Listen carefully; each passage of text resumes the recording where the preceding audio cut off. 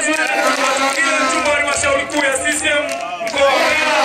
Baada ya hapo inafuata mbunge kutoka wilaya ya Mbarali Bahati Ndingo. Anayefuata hapo ni mbunge kutoka wilaya ya Chunya. Anayefuata hapo ni mbunge kutoka jimbo la